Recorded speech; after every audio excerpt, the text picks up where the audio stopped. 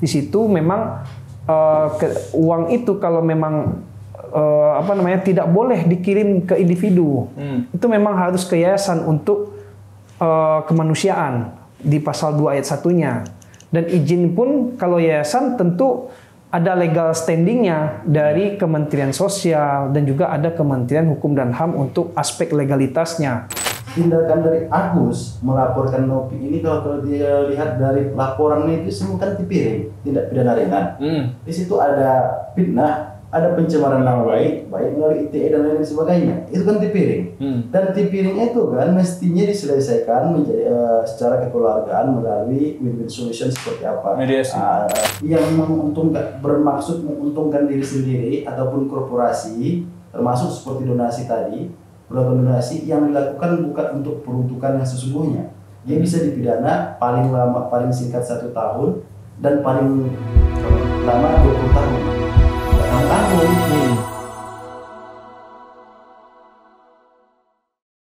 Assalamualaikum warahmatullahi wabarakatuh. Waalaikumsalam. Kembali lagi di Question TV bersama saya Iqbal Rosyid. Kali ini kita bersama 2 orang praktisi hukum, Bang Deki dan Bang Akbar. Gimana Abang-abang? Kabarnya sehat? Alhamdulillah sehat. Alhamdulillah sehat selalu ya. Semoga selalu diberikan kelancaran juga dalam perkaranya. Amin. Insyaallah. Sekarang kita mau bahas sesuatu yang lagi rame lah, lagi happening mengenai Agus. Agus ya. Tapi bukan Agus Murti ya. Agus sedih lah ya. Ya, Agus sedih. Apa? Jadi Agus ini merupakan seorang korban penyiraman air keras yang dilakukan oleh anak buahnya. Oh iya betul. Atau ya bawahannya gitu. Namun ada sedikit polemik yang akhirnya ramai gitu karena akhirnya Agus ini diajak ke salah satu podcast ya platform yang lumayan besar, Densu, untuk kemudian dibukakan donasi oleh Mbak Novi, itu seorang YouTuber. Ya. Tapi yang jadi polemik adalah ternyata setelah jadinya berjalannya waktu, Agus ini malah mempolisikan, membuat laporan polisi dengan menggandeng pengacara yang lumayan terkenal, Farhad Abbas. Itu. Yang mana LP-nya sudah terregistrasi di kantor polisi, yaitu LP garis miring B garis miring 6330 garis miring X garis miring 2004 garis miring SPKT garis miring Polda Metro Jaya tertanggal 19 Oktober terkait mengenai ITE dan pencemaran nama baik dan fitnah gitu. Yang mau saya tanyakan adalah gini Bang, sebenarnya kenapa sampai akhirnya dia bisa malah mempolisikan orang yang membukakan donasinya gitu. Apakah donasi itu sebenarnya secara hukum sendiri itu seperti apa? Mungkin mulai dari Bang Diki. Gini Bang, kalau berbicara tentang Agus ini kan akhir-akhir ini 2 minggu belakang sangat viral, tapi sangat viral di Indonesia sendiri. Ya pada dasarnya, pada awalnya memang ini kan dia korban penyiraman air keras. Kemudian karena ada kebaikan hati barangkali, ada yayasan yang memang diprioritaskan untuk orang-orang seperti itu, yayasan kepedulian kemanusiaan ya kalau nggak salah, yang dikendarai si Novi ya, si orang YouTuber di Indonesia itu. Kemudian setelah itu pergi ke beberapa podcast termasuk Densu, kemudian dibukakan donasi. Kemudian pada akhirnya kita persingkat ceritanya, mencapailah donasi itu 1,4 atau cuma 1,4 atau cuma 1,5 M ya. Nah, itu yang diperuntukkan untuk perobatan mata dan hal-hal lainnya ya, untuk kesehatan untuk kesehatan si Agus. Tapi di perjalanan informasi yang kita baca sama-sama di media sosial, rupanya peruntukan donasi yang diberikan oleh pemberi donasi di media sosial itu bukan untuk kesehatan si Agus sebagaimana yang disampaikan di podcast si Densu sebelumnya, namun dipergunakan untuk kepentingan pribadi dan keluarganya.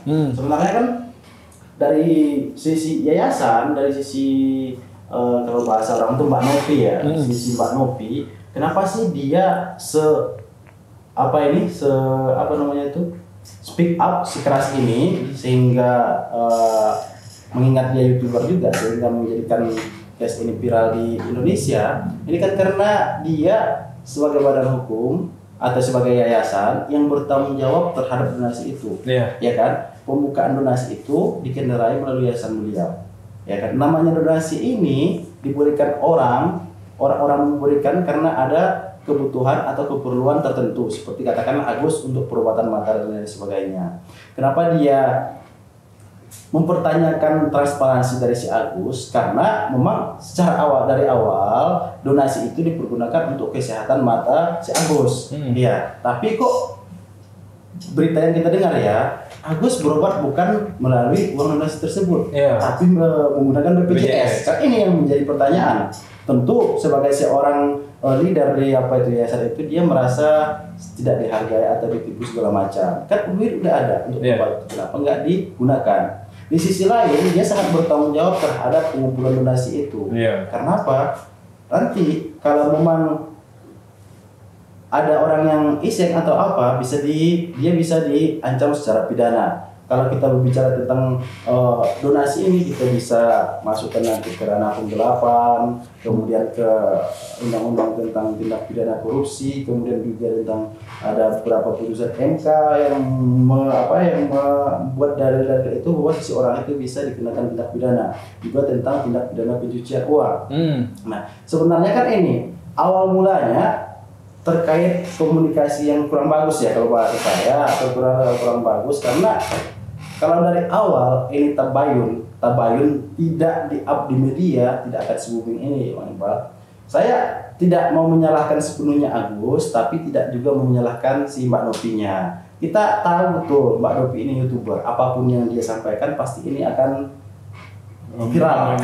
Gitu. Tapi apa salahnya awal-awalnya itu bertabayun bersama, kemudian didudukkan bersama, cari hal-hal yang terbaik. Si Agus kalau memang dia salah mempergunakan itu kan bisa minta maaf segala macam gini-gini. Mbak Novi pun enak karena ada transparansi itu. Tapi kan kalau dari informasi yang kita lihat, si Agus ini terkesan menyembunyikan. Pada awalnya Novi tanya udah berapa donasi yang masuk, dia bilang 500 juta. Rupanya setelah ditanya lagi ke anaknya, rupanya udah masuk 1,4 atau 1,5 M dan sudah dipergunakan untuk pembayaran rumah dan lain-lain, kan seperti itu. Nah, itulah yang membuat dia geram, kemudian meminta, bukan geram sebenarnya, untuk mempertanyakan kejelasan itu ya. Kemudian meminta riwayat atau mutasi rekening terhadap si Agus. Nah, si Agus barangkali karena nggak menerima karena merasa sudah salah dan keluarganya mempergunakan itu, maka digandenglah oleh pengacara yang cukup tersohor juga dan kontradiktif selama ini kan, Farhad Abbas, untuk melakukan pembuatan LP dan segala macam, dan untuk menjerat si Novi ke ranah pidana. Barangkali sebagai pengantar itu, Iqbal. Kalau Bang Akbar melihatnya seperti apa? Kalau saya melihatnya begini, kalau terkait kronologis tadi kan sudah dijelaskan oleh Bang Deki, bahwasanya memang dari pihak Agus ini kan tidak transparan. Ketika uang donasi itu sudah masuk ke rekening beliau, akan tetapi pada saat mempergunakan uang itu tidak disampaikan lagi kepada Mbak Novi, kan seperti itu laporan yang dimaksud. Dan itu pun sudah ada klarifikasi lah, argumen-argumen dari keluarganya si Agus, termasuk Agus juga sudah menyampaikan bahwasanya memang uang itu memang benar-benar untuk pengobatan, katanya begitu, untuk pengobatannya Agus, sampai dia mengklaim sampai dia mempergunakan BPJS. Ini kan tidak tidak jelas bagaimana kronologis cerita. Tapi saya tidak akan membahas itu lebih dalam. Cuman yang menjadi ketika misalkan Agus itu sudah meminta bantuan yayasan, harusnya donasi itu kan ditransfer kepada rekening yayasan. Jadi jangan ke rekening Agus. Jadi supaya nanti yayasan ini bisa menggunakan uang itu sebagaimana mestinya. Kalau kemarin Tenovi itu dia berkomitmen untuk penyembuhannya Agus, berarti ketika uang itu sudah masuk ke yayasan, berarti Tenovi bisa menggunakan uang itu untuk pengobatannya Pak Agus. gitu kan. Cuman karena uang itu kemarin tuh nggak tahu ya apakah kesepakatan itu dibuat antara Teh Novi sama Pak Agus bahwasanya uang itu dikirim ke Pak Agus dulu ke rekeningnya Pak Agus, nanti pemakainya harus ada transparansi kepada Teh Novi. Ya, ini kan kita tidak tahu. Tapi alangkah baiknya pada saat itu ya uang itu harusnya ditransfer ke rekening yayasan, karena kalau kita melihat secara hukum ya di dalam Undang-Undang Nomor 9 Tahun 1961, apakah undang-undang itu masih berlaku atau tidak kita nggak tahu. Yang penting di situ memang uang itu kalau memang tidak boleh dikirim ke individu, itu memang harus ke yayasan untuk kemanusiaan di pasal 2 ayat 1-nya. Dan izin pun kalau yayasan tentu ada legal standingnya dari Kementerian Sosial dan juga ada Kementerian Hukum dan HAM untuk aspek legalitasnya. Dan itu harus sepenuhnya diberikan kepada yayasan untuk mengurusi pengobatannya Pak Agus. Gitu. Jadi kalau menurut saya sih alangkah baiknya penyelesaian ini diselesaikan secara kekeluargaan terlebih dahulu. Jangan sampai ada lapor-melapor. Kita tidak menyalahkan dari Pak Agus dan kita juga tidak menyalahkan dari Teh Novi. Kalau bisa diselesaikan segera secara kekeluargaan. Dari Pak Agus dicabut LP-nya, dari Teh Novi pun tabayun kembali kan. Bagaimana supaya penyembuhan Agus itu dapat terlaksana begitu. Ya, tapi kalau bicara soal teknis pengumpulan dana gitu, dari beberapa platform yang saya tahu ya mengenai kantong pengumpulan dana untuk donasi itu biasanya mereka tuh memang ya melalui rekening yayasan. Gitu. Si platformnya gitu. Tapi kemudian baru diserahkan ke pihak keluarga untuk digunakan sesuai dengan apa yang dipinta di kantong donasi tersebut gitu. Cuma kan ini akhirnya menjadi gejolak di netizen, di lingkungan masyarakat, sosial media adalah karena terkuaklah bahwa ternyata uang donasi yang dimintakan itu tidak digunakan untuk berobat. Nah itu, walaupun nominalnya tidak semua gitu, tapi ada beberapa yang digunakan untuk ya keperluan yang bersifatnya pribadi. Saya nggak tahu itu valid atau enggak, tapi isunya kan seperti itu. Jadi itulah yang menyebabkan gejolak dan akhirnya ini viral gitu, akhirnya lapor-melapor. Tapi terkait mengenai itu, apakah di dalam pengumpulan donasi memang harus harus sesuai dengan apa yang dimintakan, uang diminta. Apakah ada tanggung jawab dari yayasan untuk itu memintakan laporan pertanggungjawaban apakah uang itu dipakai dengan semestinya atau gimana gitu. Kalau Bang Neki gimana?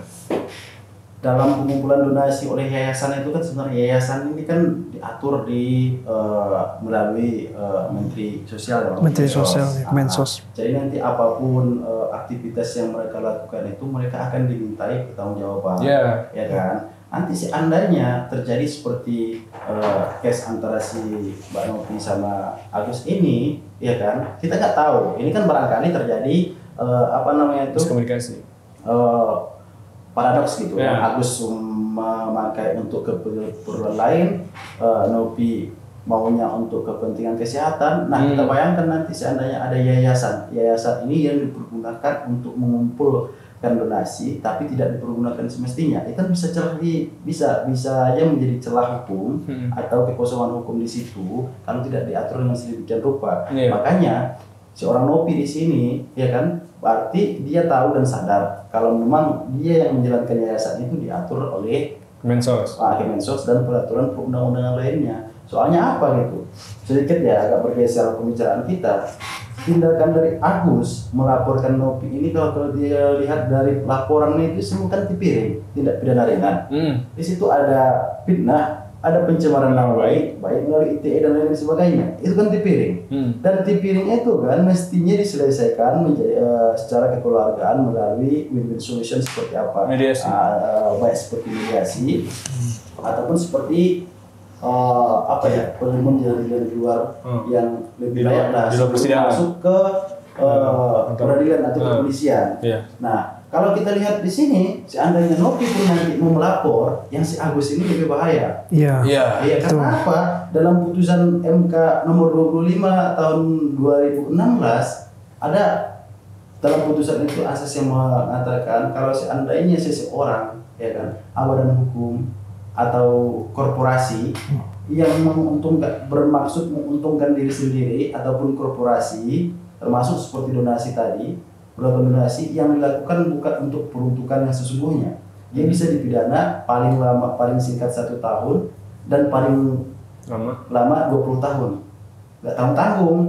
Kalau masa ancamannya berbicara tentang penggelapan, ini udah hal yang familiar bagi kita tentang penggelapan di Indonesia kan diatur dalam KUHP.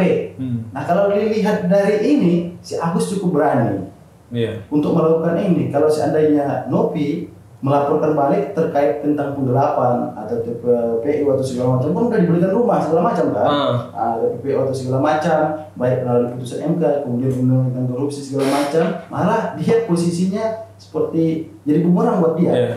Nah saya pun nggak habis pikir dengan lawyernya si Agus, ini senior kita ya, rekan sejawat kita sebenarnya, tapi kok harus memilih jalan yang seperti itu? Kita kan tahu kalau pidana itu adalah ultimum remedium. Harusnya ya bertawain dulu, bicarakan baik-baik. Bahkan di kepolisian nanti ada RJ, ini dipiring loh. Masalahnya. Dan itu pun nanti kalau bisa dibuktikan oleh si Nopi betul, hilang unsur fitnah, unsur pencemaran nama baik yang ada di FTE maupun di KUHP. Nah ini kan menjadi gejolak baru nanti sama si Agus, atau menjadi masalah baru yang dia ciptakan sendiri, gitu loh Pak. Tapi menyikapi itu, apakah ya dengan membuat laporan itu sebenarnya Farhat Abbas sebagai kuasa hukumnya sudah melakukan hal yang benar itu?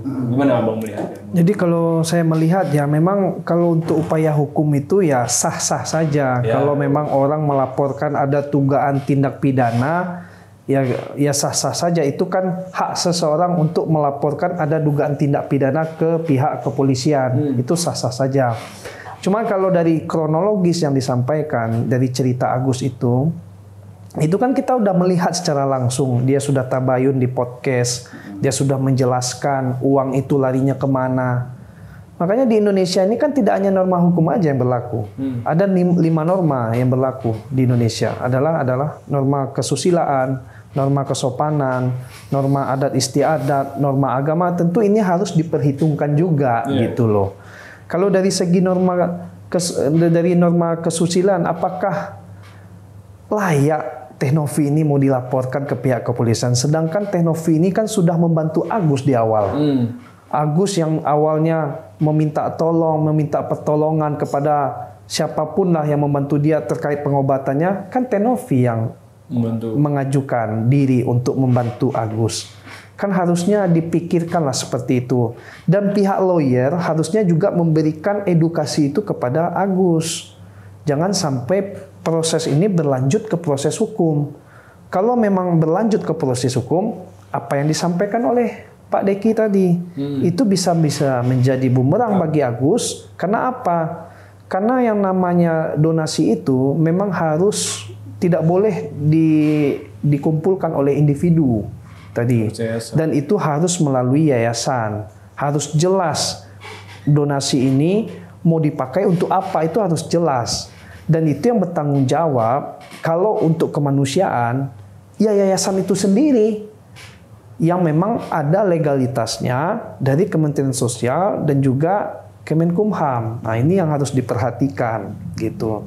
Jadi saya melihat gunakanlah norma-norma yang ada selain norma hukum, kayak seperti norma agama, norma kesusilaan, norma adat istiadat, libatkan para pihak untuk melakukan audiensi kembali, yaitu alim ulama, pemuka, ustadz, atau mungkin dari lingkungan sekitar, RT, RW libatkan supaya proses ini tidak berlanjut ke proses hukum. Kita melihat ini hal yang sepele, yang bisa kita selesaikan secara musyawarah dan mufakat, insya Allah itu pun tidak akan berlanjut ke proses hukum, seperti itu. Iya, tapi menarik sih ini dari tadi saya pernyataan Bang Deki bahwasanya yang dilakukan Agus ini bisa dikatakan TPPU, tindak pidana pencucian uang. Karena kan yang kita ketahui lah bahwasanya untuk dikatakan TPPU itu harus memenuhi unsur penipuan dan penggelapan. Apakah itu bisa diarahkan itu? Apakah memenuhi itu? kalau kita baca apa itu kan undang-undang TPPU itu, coba baca pasal 69-nya. Kalau kan kebanyakan itu orang itu berbicara kalau berbicara TPPU itu harus ada predikat krimnya, ya kan, harus ada atau harus dibuktikan dulu melalui sidang pengadilan atau putusan pengadilan tindak pidana yang sebelumnya. Ya kan, seperti katakanlah penggelapan, penipuan dan lain-lainnya. Kalau kita baca pasal 69 itu undang-undang tentang TPPU itu nggak selamanya seperti itu, Pak. Nggak harus dibuktikan predikat krimnya itu. Dia bisa berdiri sendiri nanti, ya kan?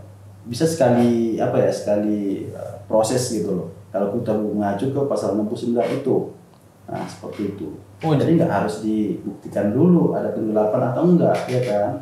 Ini donasi dikasih untuk pengobatan, kesehatan. Nah ini nggak ada rumah. Ya kan? Benar. Kan jelas itu. Petunjuk nanti sebagai udah penyalahgunaan ya kan? Tidak. Oke. Nah, kalau penggelapan nanti kita nggak tahu kemana. Wah, ini 1,5 M katakan seperti itu. Kemana apanya itu kan kita nggak tahu kemana jadinya. Yang penting duit ini udah hilang. Matanya belum diobati, dia belum sembuh, ya kan? Baru sampai sini. Ini donasi udah masuk, ya kan? Dia belum berobat, rumah udah ada. Ada pula mutasi tadi. Iya. Mudah membuktikan. Iya betul. Tapi sebenarnya kalau kita cermati juga dari perkara ini bahwa dari pihak Novi dan yayasan itu sebenarnya hanya meminta bahwa ya transparansi bahwasanya ya memang uang ini digunakan untuk berobat. Sudahan timbul rasa kecewa itu karena pada akhirnya dia berobat menggunakan BPJS. Padahal sebenarnya ya, menurut saya pribadi ya tidak jadi masalah pun dia berobat menggunakan BPJS. Iya. Tapi masalahnya kan dia sudah dibukakan jalan untuk donasi untuk mendapatkan pengobatan yang lebih baik. Kemudian juga ada pihak lain yang disenggol di sini, yang merasa tersenggol adalah pihak kalau saya tidak salah pihak rumah sakit yang mengatakan bahwa pelayanannya lamban. Betul. Ya saya sebagai ya salah satu yang memang pengguna BPJS ya kalau menggunakan BPJS ya kita nggak bisa menuntut hal yang gimana beda dengan hal yang ya mereka yang mandiri gitu, membayar sendiri gitu. Ya, Bang Deki melihat itu gimana? Sebenarnya gini, kalau kita mengacu ke Undang-Undang Dasar kita 1945 ya kan di situ atau konstitusi kita, ini catatan juga untuk Menteri Kesehatan kita ke depannya, apalagi baru dilantik oleh kepemimpinan Prabowo Gibran. Apa namanya kabinetnya, Bang? Kabinet Merah Putih. Kabinet Merah Putih. Ini semua orang itu berhak untuk mendapatkan kesehatan di Indonesia. Ya kan? Nggak ada di situ orang miskin tidak berhak. Orang miskin dilama-lamakan, orang BPJS nggak ada di situ. Ini sebuah catatan bagi pemerintahan kita. Sedikit kita pinggirkan si Agus ini ya. Kok terjadi pelayanan seperti ini? Iya kan? Sementara dia nanti udah kritis. Tapi masih karena panjangnya administrasi yang harus dilewati, mohon maaf, namanya Tuhan nanti yang punya ajal kan. Tapi kita berbicara sebab akibat. Kalau mati dia karena penanganan yang tidak efektif, pasien ini udah menjadi rahasia umum sama kita, Pak. Kalau para pasien yang melakukan pengobatan melalui BPJS itu tidak akan dilayani seperti mereka yang berobat secara mandiri. Nah seperti itu. Tapi kalau berbicara kembali ke Agus, si pihak rumah sakit pun tidak bisa juga menuntut Agus seperti apa. Kenapa? Ini berdasarkan pengalaman dia. Karena dia bukan BPJS, ya kan? Dia nggak dilayani dengan cepat. Nggak ada hubungan hukum dengan donasi tadi, Bal. Iya betul. Kalau menurut saya. Gitu. Kalau saya pun melihat sebenarnya adalah yang Agus ucapan sebenarnya secara langsung adalah ya kritik gitu untuk pemerintah rumah sakit. Betul. Ya bahwasanya ya penanganannya lamban karena dia memakai BPJS. Tapi balik lagi ke konteks Agus, saran terbaik untuk Agus dan kuasa hukumnya dari abang-abang dua ini gimana? Jadi saya dulu ya. Menyambung tadi apa yang disampaikan oleh Bang Deki, sebenarnya kritik itu kan sebenarnya tidak kepada Agus juga, tapi kepada pihak pemerintah. Karena Agus di situ adalah menyinggung BPJS dan segala macamnya, termasuk pelayanan kesehatan kita di Indonesia. Kalau misalnya pelayanan kesehatan kita bagus dan juga BPJS itu berjalan sebagaimana mestinya, untuk memang pengobatan yang benar-benar membutuhkan, donasi ini tidak akan ada. Nggak perlu adanya donasi, cukup dengan dikeluarkan BPJS yang dikeluarkan pemerintah, Agus bisa mendapatkan pelayanan kesehatan yang maksimal. Seperti itu. Kalau misalkan memang dari BPJS itu memberikan kemudahan bagi Agus untuk mendapatkan pelayanan itu dari pemerintah. Tapi nyatanya pada saat kita lihat podcast, memang Agus tidak mendapatkan itu. Walaupun dia mempunyai uang banyak, tapi waktu itu disarankan oleh rumah sakit yang menggunakan BPJS. Sebenarnya Agus berhak waktu itu ketika dia mau membayar full dengan uang donasi itu, berhak dia untuk itu. Jadi nggak usah diarahkan lagi ke BPJS. Dia pilihannya dia mau BPJS atau mau pilih uang donasi itu untuk membayarkan pelayanan kesehatan yang benar-benar maksimal. Tapi saya menyarankan, saya menyayangkan aja dari pihak rumah sakit menyarankan BPJS memang bagus cuman kalau memang administrasinya tidak bertele-tele, ya mungkin bagus. Tapi kan kita tahu sendiri kan, BPJS itu pelayanannya seperti apa. Justru perlu antrian, harus ada administrasi yang harus diisi. Sehingga pada saat itu, ya kita mengerti juga keluarga Agus mengapa tidak bisa mendapatkan pelayanan itu karena terhambatnya administrasi di BPJS. Itu kritikan oleh pihak pemerintah. Lalu kritikan juga terhadap Agus, harusnya ketika ada orang yang membantu, ya tolong dihargailah. Maksudnya bantuan dari yayasan. Dari pihak yayasan kan menginginkan adanya transparansi. Jangan sampai penyampaian itu tidak sinkron dengan data gitu. Dia menyampaikan 500 juta, ternyata pada saat uang masuk uang 1,5 miliar. Ini kan menimbulkan kekhawatiran atau prasangka dari pihak yayasan dan juga dari pihak netizen nih yang memberikan donasi kepada Agus. Maka dari itu, kalau memang uang itu dikirim ke rekeningnya Agus, donasi itu dikirim ke rekening Agus, sampaikanlah secara benar. Jangan sampai memberikan penjelasan yang bertele-tele sehingga sehingga pada saat tabayun ketika ditanya itu, aku ngelihat ada kegelisahan juga dari keluarga Agus dan juga dari Agusnya sendiri, memberikan itu tidak sinkron antara pihak keluarga dan juga Agus gitu. Di situ aku ngelihat adanya tidak adanya transparansi. Lalu dari pihak kuasa hukumnya Agus, jangan langsung memberikan upaya hukum kepada kepada Tenovi, karena Tenovi itu kan waktu itu yang mengajukan diri untuk membantu Agus sepenuhnya untuk penyembuhan Agus gitu loh.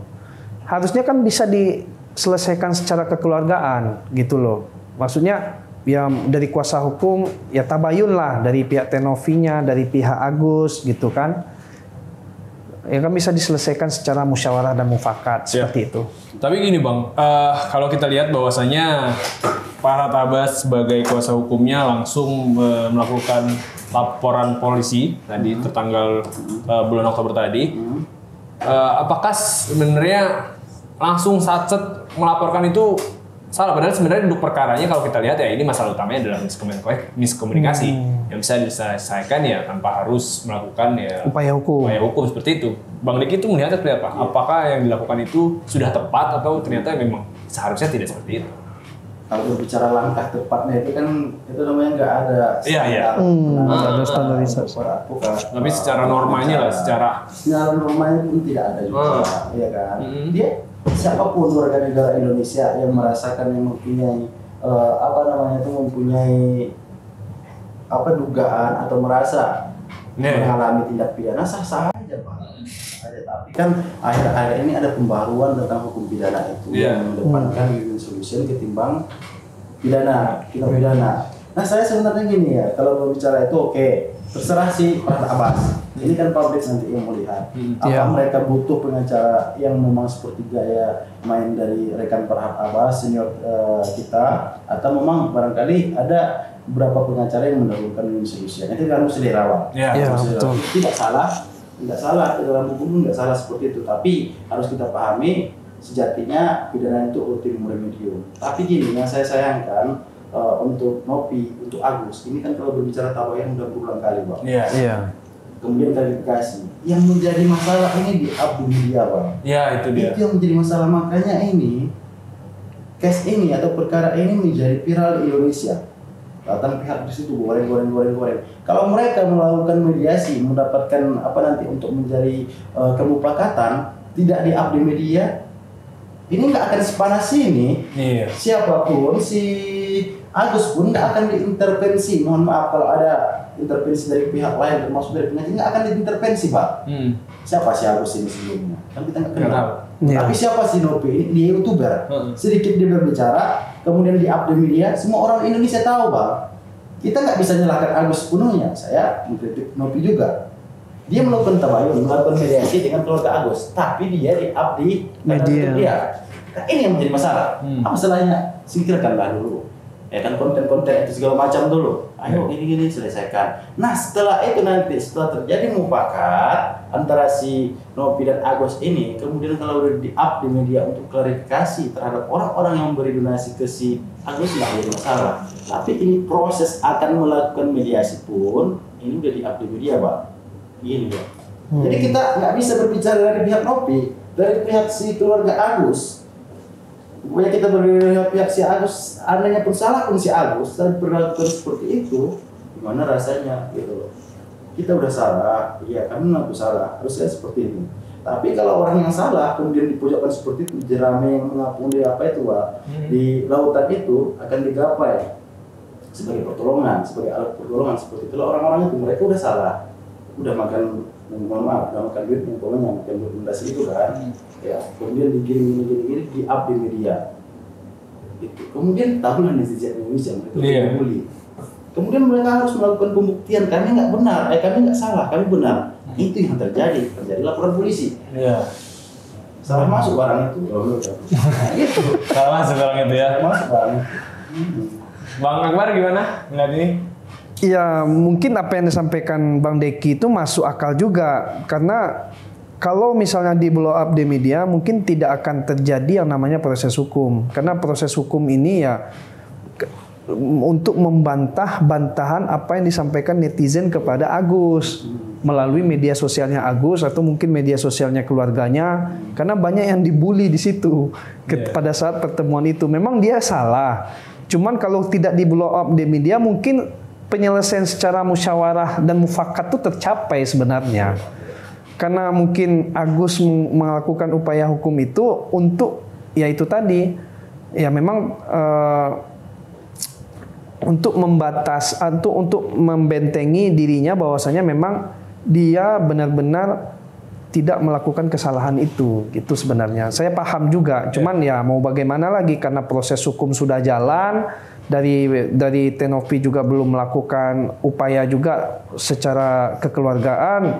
Ya sekarang ini nggak tahu nih penyelesaiannya seperti apa. Karena yang kita tahu kalau sudah masuk ke proses hukum, mudah-mudahan nanti ada pada saat restoratif justice ada perdamaian lagi seperti itu. Mengingat ini delik aduan juga ya? Iya, karena mengingat delik aduan. Oke, berarti bisa disimpulkan bahwasanya ini bisa sampai sebesar sekarang adalah efek samping dari penggunaan sosial media gitu. Sebenarnya kalau dimanfaatkan secara baik ya Agus dibukakan donasi ya dipergunakan dengan semestinya, tidak diikuti dengan hal-hal lain yang sebagainya yang kurang disukai oleh netizen, di blow up juga. Ini tidak akan ramai dan ya semua akan ya udah berjalan dengan semestinya gitu. Mungkin sebagai penutup dari abang berdua ada nggak closing statement utamanya untuk edukasi bagi penonton mengenai mungkin ada di kemudian hari ada kejadian-kejadian yang seperti ini juga menghindari kayak gini. Mulai dari Bang Deki. Kalau dari saya itu ya kita harus pendekatan yang pertama itu kejujuran, kejujuran ya kan itu yang menjadi substansi kita sebagai manusia. Jangan sampai nanti orang udah bukakan jalan gini segala macam terjadi hal-hal seperti itu. Kemudian betul transparan, ya kan transparan. Kemudian kita harus tahu juga diri kita orang berpengaruh enggak, ya kan kita public figure enggak, kita influencer enggak. Jangan sikit-sikit media ini.